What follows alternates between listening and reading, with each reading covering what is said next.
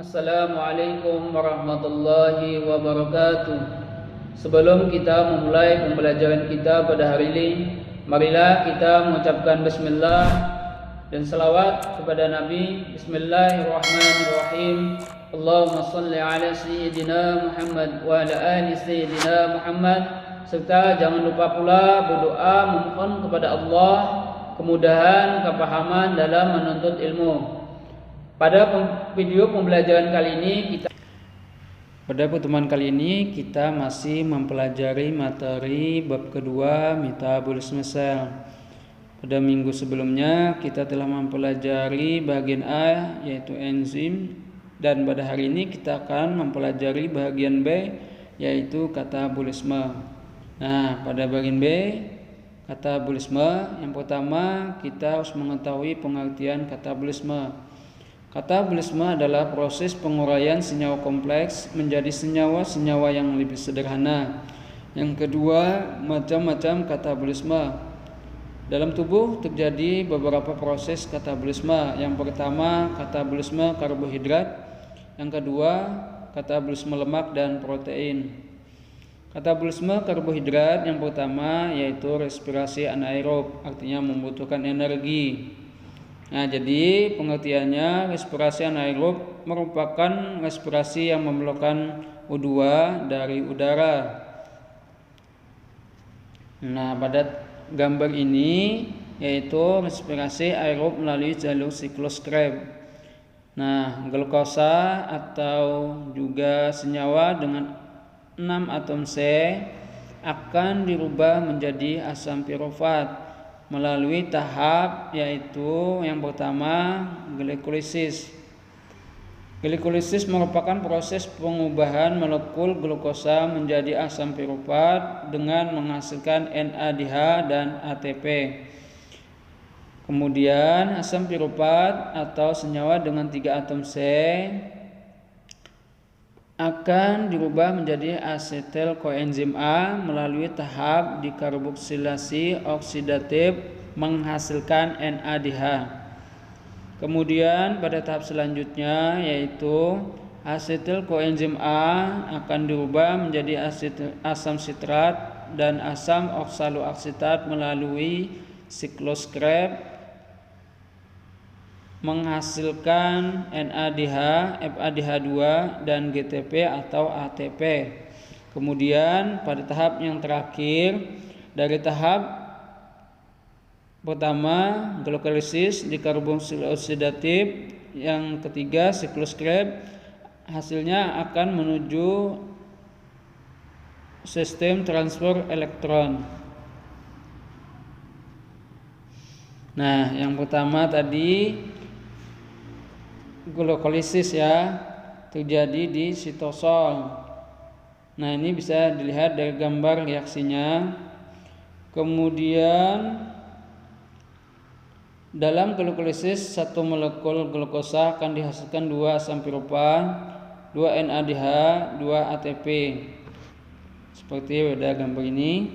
Kemudian tahap yang kedua dikarboksilasi oksidatif. Pada tahap ini asam pirofat diubah menjadi asetil koenzim A dengan menghasilkan NADH dan melepas CO2. Pada sel eukariotik terjadi di mitokondria, sedangkan pada sel prokariotik terjadi di sitosol. Nah, bisa kita dilihat dari gambar reaksi tahap DO.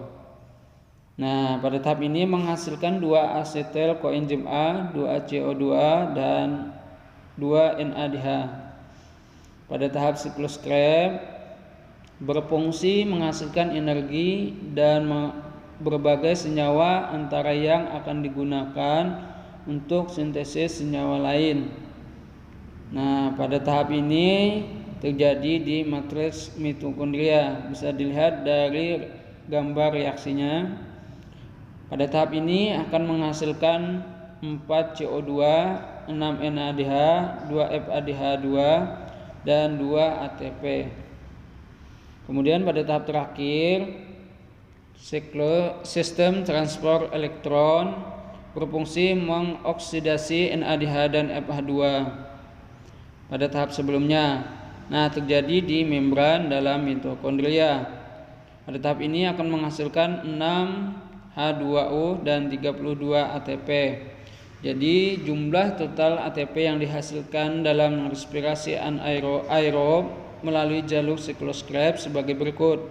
Pada gambar ini hasil ATP 4 ATP ditambah 32 ATP sama dengan 36 ATP.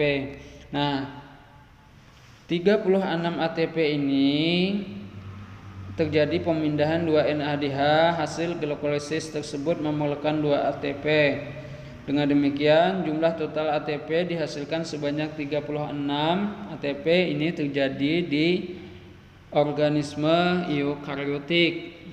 Nah, kemudian pada organisme prokariotik tidak memiliki mitokondria sehingga tidak terjadi pengurangan ATP untuk pemindahan NADH ke dalam mitokondria.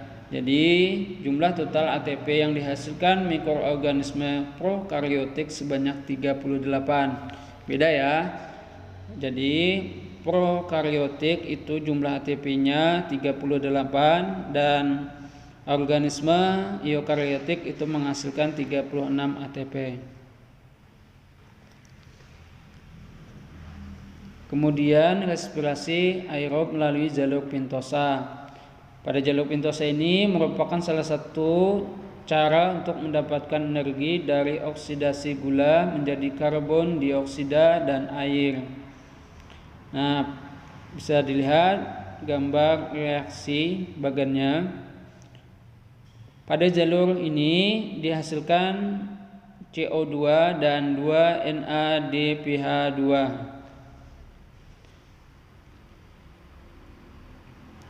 Selanjutnya NADPH2 dioksidasi dalam sistem transport elektron.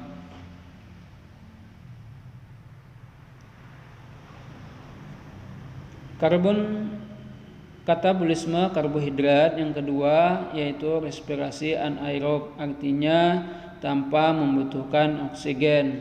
Jadi respirasi anaerob merupakan respirasi yang tidak memerlukan O2 atau oksigen. Nah, reaksi anaerob hanya dapat dilakukan oleh mikroorganisme tertentu, misalnya bakteri. Respirasi anaerob merupakan reaksi fermentasi. Nah, apa itu fermentasi? Fermentasi adalah proses penguraian karbohidrat menjadi senyawa lain tanpa bantuan oksigen. Jadi pada fermentasi ini terbagi 2 tahapan, yaitu glikolisis dan pembentukan NAD+. Jadi pada proses ini asam piruvat hasil glikolisis tidak berubah menjadi asetil koenzim A, tetapi direduksi menjadi senyawa lain dengan bantuan NADH.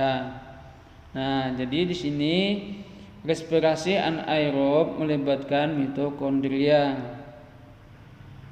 Jadi fermentasi dibedakan menjadi 2 macam, yaitu fermentasi asam laktat dan fermentasi alkohol. Nah, di sini yang pertama fermentasi asam laktat, bisa dilihat persamaan reaksinya. Fermentasi asam laktat menggunakan bahan baku berupa asam piruvat dari hasil glikolisis menghasilkan asam laktat dan ATP. Berbeda dengan fermentasi alkohol. Fermentasi alkohol menggunakan bahan baku berupa asam piruvat dari hasil glikolisis menghasilkan etanol, CO2 dan ATP. Kemudian katabolisme lemak dan protein.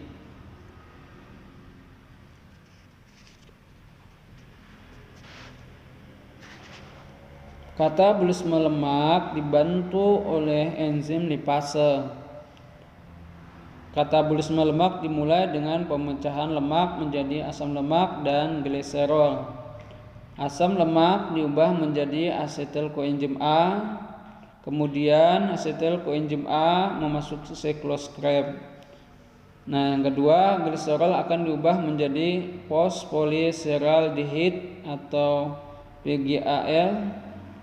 Selanjutnya akan memasuki reaksi glikolisis. Kemudian katabolisme protein. Katabolisme protein dimulai dengan pemecahan protein yang dibantu oleh enzim protease dan peptiase menjadi asam amino. Kemudian asam amino mengalami reaksi diaminasi yang menghasilkan gugus amin atau NH3 dan asam keto.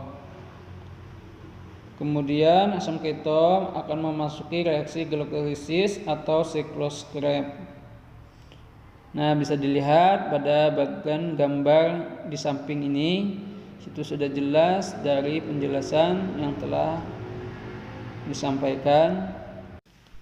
Saya akhiri pada materi kali ini dengan mengucapkan alhamdulillah rabbil alamin. Assalamualaikum warahmatullahi wabarakatuh.